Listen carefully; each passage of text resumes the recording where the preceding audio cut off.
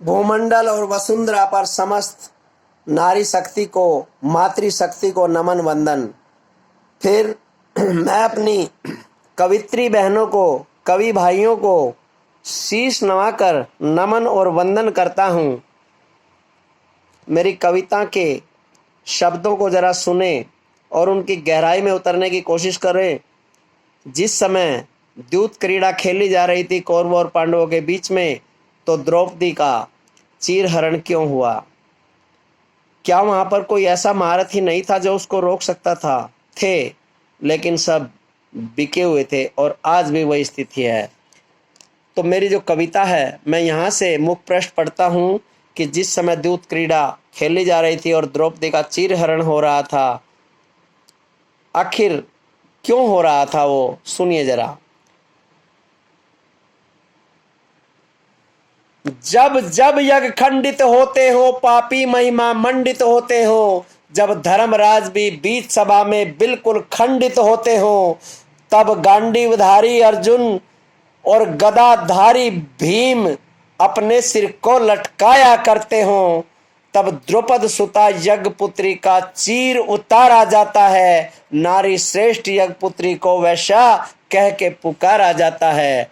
जब पितामह और गुरु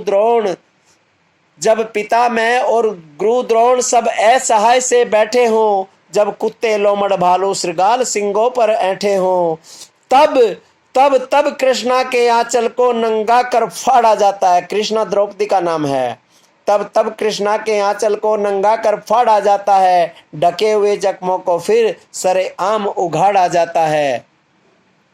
जब सिंह भी अपने बचाव में किसी से करुण पुकार करे, जब पितामह गुरुवर की आंखें स्वयं शक्ति को लाचार करें, तब किसी न किसी रूप में गोविंद को आना पड़ता है, स्वयं चीर का पल्लू बन आगे बढ़ जाना पड़ता है। भगवान कृष्ण को जब टेर लगाई द्रौपदी ने देखा कि ये महारथी तो सब बेकार हैं और ये कोई तुम्हारी रक्षा करने वाला नहीं है, तो उन्होंने गोविंद भगवान श्री कृष्ण को टेर लगाई कि हे प्रभु आप ही मेरी मदद करो। तो प्रभु स्वयं उस साड़ी का पल्लू बनकर उससे लिपट गए और उसका चीरहरण नहीं होने दिया, उसकी इज्जत नहीं उतरने दी। सुनिए जरा इस अंतरे को दोबारा से।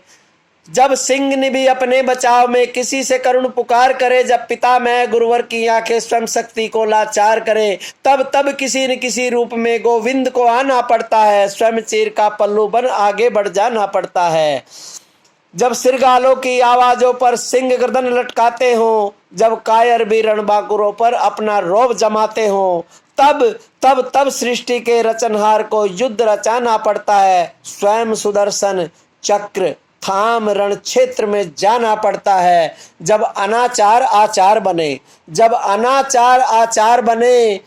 जब मानवता अंतर्द्वंद बने, तब नीति परक अनीति करें, वे अभिमन्यु की मौत बने, तब अर्जुन को जयद्रथ वध का प्रण उठाना पड़ता है। पुत्र का सिर गोदी में गिरे, संग बाप को भी मर जाना पड़ता है। जब नीति पे अनीति बने भारी, गोविंद को आना पड़ता है, जब सक्षम भी लाचार बने, तब युद्ध रचाना पड़ता है।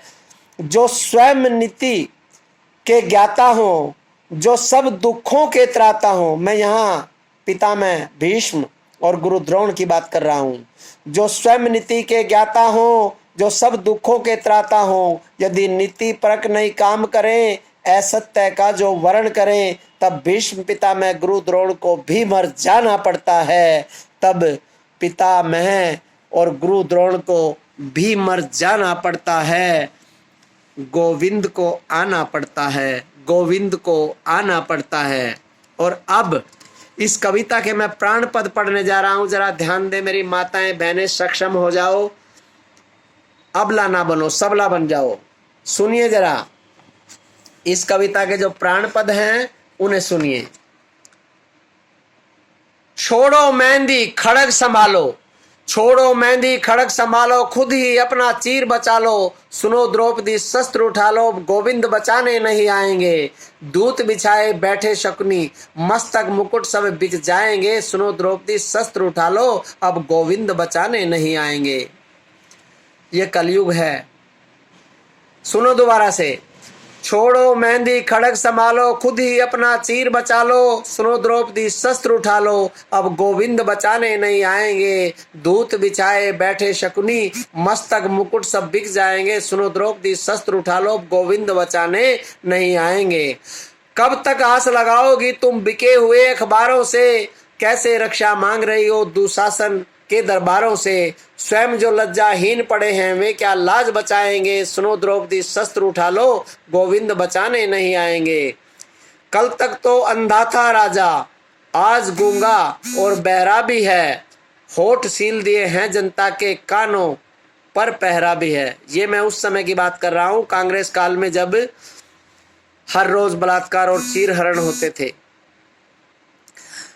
कल तक तो अंधा था राजा, आज गूंगा और बहरा भी है। होठ सील दिए हैं जनता के कानों पर पहरा भी है। तुम ही कहो ये असुर तुम्हारे, किसको क्या समझाएंगे। सुनो द्रौपदी शस्त्र उठा लो, गोविंद बचाने नहीं आएंगे। सुनो द्रौपदी शस्त्र उठा लो, गोविंद बचाने नहीं आएंगे।